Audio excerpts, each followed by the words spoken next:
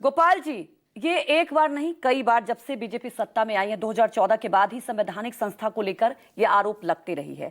सवाल उठता है, सदन चल रहा है, ऑपरेशन सिंदूर को लेकर भी चर्चा की मांग की जा रही विपक्ष की तरफ से। राहुल गांधी ने पहले दिन साफ तौर पर कहा कि बोलने नहीं दिया गया। अब एसआईआर एक बड़ा मुद्दा है, तो क्या लगता है इस तरह से हंगामा होते रहेगा? आखिर चर्चा हो भी पाएगी या नहीं, क्या लगता है आपको? देखिए, अगर अपोजिशन चर्चा नहीं चाहता, ना ऑपरेशन सिंदूर पे चाहता है, ना और मुद्दों पे, वो केवल हंगामा खड़ा करके मीडिया की स्पेस और पब्लिक के माइंड पे, क्योंकि कंटिन्यूस 24x7 चैनल्स पे वो पार्लियामेंट की कार्रवाई भी चलती रहती है, और ज्यादातर अपोजिशन के एक्शन पार्लियामेंट के बाहर हो रहे हैं। वो बाहर प्ले कार्ड ले रहे हैं, बाहर शोर मचा रहे हैं, धरना दे रहे हैं, और अंदर जाते हैं तो वेल पे चले जाते हैं, प्ले कार्ड ले जाते हैं। तो संसद या किसी भी संवैधानिक संस्था का एक गरिमा होती है, उसका एक प्रोसीजर होता है, उसके प्रोसेसेस होते हैं, उसके एक डेकोरम होता है। उसको कंप्लीटली इग्नोर करके, अंडरमाइन करके आप कहोगे कि बस मेरी बात चले, जब सरकार पूरी तरह से तैयार है ऑपरेशन सिंदूर पे चर्चा करने को, तो यह स्पष्ट है कि ऑपरेशन सिंदूर पे अपोजिशन चर्चा नहीं चाहता। वह केवल एक माहौल बनाना चाहता है कि सरकार चर्चा नहीं करना चाहती, और वह क्योंकि बहुत अनकंफर्टेबल क्वेश्चन है अपोजिशन के ऑपरेशन सिंदूर को लेके।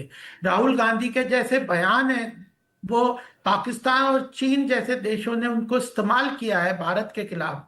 उन्होंने हमारी आर्मी को अंडरमाइन किया है ग्लोबल लेवल पे, इंटरनेशनल प्लेटफॉर्म पे। राहुल गांधी ने देश के नेशनल इंटरेस्ट को सबवर्ट किया है, और वह प्रश्न जब जनता के सामने आएंगे तो अपोजिशन कंफर्टेबल नहीं है। इसलिए वो ऑपरेशन सिंदूर में कोई चर्चा नहीं चाहता, वह केवल हंगामा चाहता है।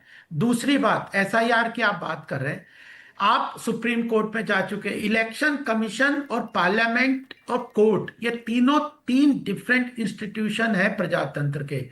वो तीनों के अलग अलग डोमेन है, उनके अलग अलग कार्य पद्धति है, उनके अलग अलग अधिकार क्षेत्र हैं।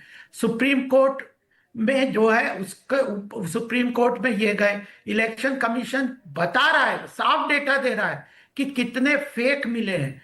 आप 51-52 लाख की जो फिगर दे रहे हैं वोटर की, तो फेक वोटर को चाहते हैं क्या ये इलेक्शन करवाना? फेक वोटर से करवाना चाहते हैं क्या? और सुप्रीम कोर्ट ने भी कह दिया कि किसी का नाम नहीं कटेगा।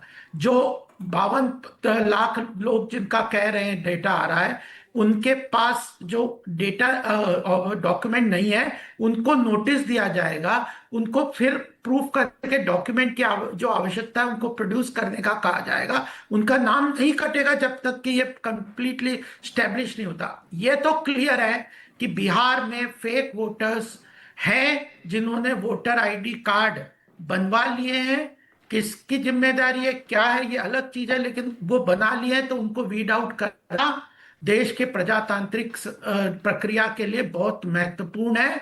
वह संविधानिक तरीके से इंस्टीट्यूशंस कर रही हैं। उनके खिलाफ किसी को अगर ऑब्जेक्शन है तो वह, उसके भी प्रोसीजर है, उसमें जाए ना, और पार्लियामेंट में डिस्कस करना है तो तैयार है। लेकिन ना स्टेट असेंबली को चलने देना चाहते हैं, ना पार्लियामेंट को चलने देना चाहते हैं, क्लियर कट चर्चा नहीं गोपाल चाहते। जी, लेकिन ये जिम्मेदारी तो मुझे लगता है हर राजनीतिक दल की है, क्योंकि सत्ता पक्ष विपक्ष पर आरोप लगाती है, विपक्ष सत्ता पक्ष पर आरोप लगाती है। नहीं, आगे भी हम तो चर्चा करेंगे आरोप जी। नहीं लगा रहे, हम तो जी, तैयार हैं। बताओ कब, डेट दे दी, टाइम दे दिया, सब बता दिया।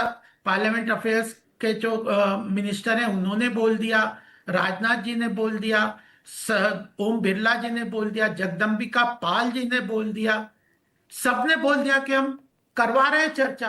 तो अब चर्चा करवा रहे हैं तो करोगे तभी तो चर्चा होगी। पार्लियामेंट नहीं चलेगा, कहाँ चर्चा करना ठीक है, मैं इससे रिएक्शन लूंगी। जो